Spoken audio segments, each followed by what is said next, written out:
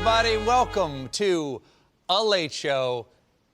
I am your host, Stephen Colbert. Now, you may notice that I'm wearing a suit, and I am not where I normally am when I'm normally not at the other place where I normally am. I'm twice removed from normal, otherwise known as Delaware.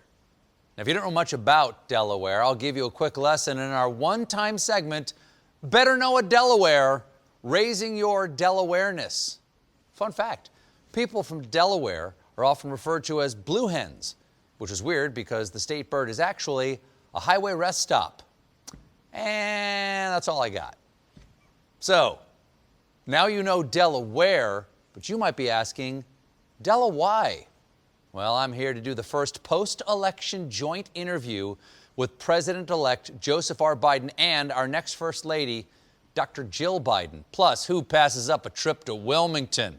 There's a reason they call this town Thrillmington, and I'm being told they do not call it that.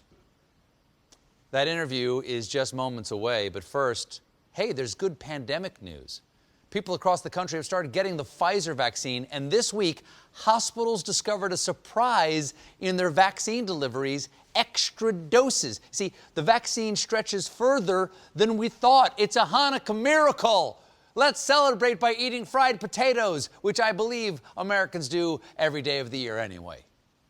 Here's the deal. What's happened is pharmacists have found that when they use glass vials that were supposed to contain 5 doses, sometimes they can squeeze out an additional dose. That's like the feeling you get when you finish the French fries, then you get to the bottom of the bag and you find those extra little crunchy bits. But imagine if those French fries prevented disease. Again, we eat a lot of fried potatoes in America. And we're going to need that extra vaccine because the White House has decided to stick with its pandemic plan of not having a plan. Yesterday, we learned from emails that one of the president's top health appointees, former HHS science advisor Paul Alexander, who normally we would show a picture of and do a joke, but, and this is true, we could not find any image of him on the internet. He might have erased them all, and you're about to find out why, because this summer, Alexander urged top health officials to adopt a herd immunity approach to COVID-19 and allow millions of Americans to be infected by the virus, thereby changing the Department of Health and Human Services to the Department of Hell and Human Sacrifice. Because here's the thing about Paul Alexander's strategy. It would require almost 3 million deaths to reach herd immunity.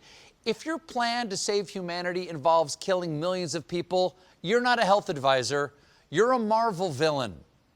So clearly, it's more important than ever that we just get to the inauguration of one of my guests tonight, Joe Biden. In the face of COVID raging, the president-elect is asking Americans to stay home. And if enough people just do the right thing, his inauguration could end up looking a lot like the last one. Now, normally, inaugurations are fundraising cash cows. Supporters are willing to shell out big bucks for a picture with the new president, but this year, that can't happen. So instead, top contributors will get virtual signed photos with the president-elect and the First Lady. Okay, that's nice, but they do realize that anyone with a computer can get a virtual signed photo of themselves with the president. And I mean any president. Check out this photo of me with Martin Van Buren. And did he sign it? You bet. Stephen, loved your interview with Chance the Rapper. You can't fake chemistry. Cowabunga, MVB. Thank you, Martin. Meanwhile, the current administration is swamped in a last-minute mad scramble for pardons. According to one insider, it's turned crazy. Turned crazy?